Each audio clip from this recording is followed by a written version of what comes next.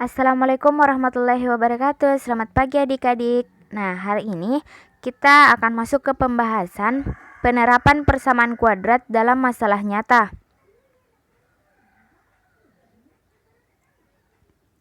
Penerapan persamaan kuadrat dalam masalah nyata. Permasalahan-permasalahan yang berkaitan dengan persamaan kuadrat tersebut memiliki karakteristik atau ciri-ciri tertentu. Biasanya model matematika yang berbentuk persamaan kuadrat itu berdasarkan soal cerita. Untuk menyelesaikan soal cerita yang berbentuk persamaan kuadrat, kita harus cermat dalam menganalisa maksud yang terkandung dalam cerita tersebut, karena sebuah kalimat terkadang memiliki beberapa arti yang berlawanan. Berikut ini adalah langkah-langkah menyelesaikan persoalan matematika yang berbentuk persamaan kuadrat. Yang pertama, kita misalkan bilangan-bilangan dalam soal cerita dengan variabel tertentu, misal X atau Y. Yang kedua, kita ubah kalimat dalam bentuk soal cerita menjadi persamaan matematika. Kemudian yang ketiga, kita tentukan akar dari persamaan yang terbentuk dari langkah kedua.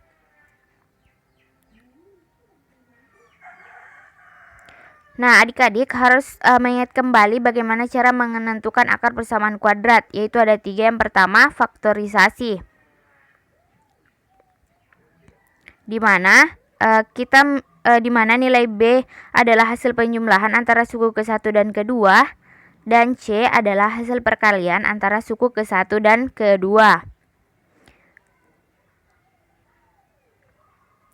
Kemudian langkah yang kedua yaitu melengkapi kuadrat sempurna, di mana kita bisa menjabarkan AX kuadrat ditambah BX ditambah C sama dengan 0 menjadi dalam kurung X ditambah P kuadrat sama dengan Q. Kemudian yang ketiga, kita menggunakan rumus kuadrat atau rumus ABC, yaitu X1 atau X2 sama dengan negatif B plus minus akar B kuadrat dikurang 4AC per 2A.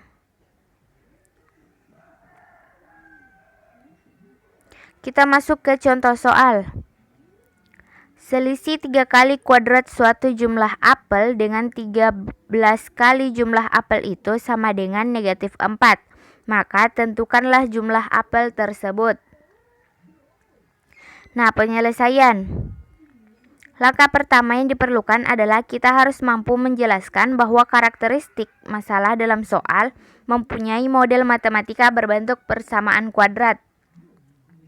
Setelah kita mampu menjelaskan bahwa karakteristik masalahnya berkaitan dengan model matematika yang berbentuk persamaan kuadrat, maka kita gunakan 3 langkah yang tadi disebutkan. Nah, misalkan jumlah apel itu adalah X.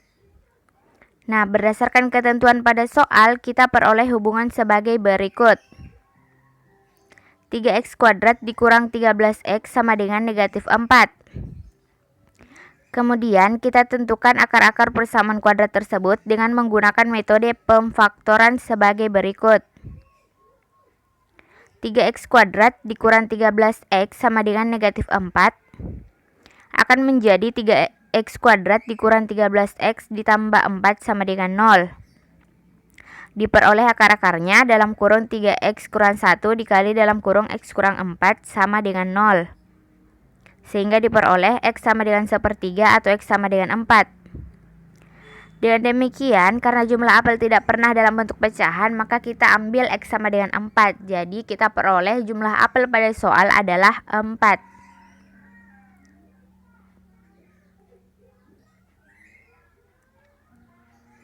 Contoh selanjutnya yaitu luas sebidang tanah berbentuk persegi panjang adalah 4.320 meter kuadrat. Persegi panjang tanah itu 12 meter lebih panjang daripada lebarnya. Maka berapa panjang dan lebar sebidang tanah tersebut? Penyelesaian. Misalnya panjang tanah adalah pi meter. Kemudian lebar tanah adalah x meter. Maka P sama dengan dalam kurung 12 ditambah x meter. Nah, luas tanah sama dengan panjang dikali lebar. Luas tanah sama dengan x dalam kurung 12 ditambah x. Maka kita peroleh 4320 sama dengan 12x ditambah x kuadrat. Akan memperoleh bentuk persamaan kuadrat, yaitu x kuadrat ditambah 12x dikurang 4320 sama dengan 0. Sehingga kita selesaikan dengan cara menggunakan faktorisasi, yaitu akar-akarnya yaitu x dikurang 60 dikali x ditambah 72 sama dengan 0. X sama dengan 60 atau x sama dengan negatif 72. Karena ukuran panjang pada sebidang tanah tidak pernah negatif, maka x yang memenuhi adalah x sama dengan 60. Untuk x sama dengan 60, maka panjang tanah adalah x ditambah 12 sama dengan 72.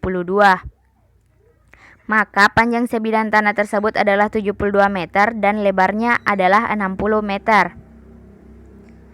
Baiklah, sekian pembahasan materi hari ini, yaitu penerapan persamaan kuadrat dalam kehidupan sehari-hari. Semoga adik-adik bisa paham dengan materi kali ini. Jika ada hal yang kurang dipahami, silakan bertanya. Sekian, wassalamualaikum warahmatullahi wabarakatuh.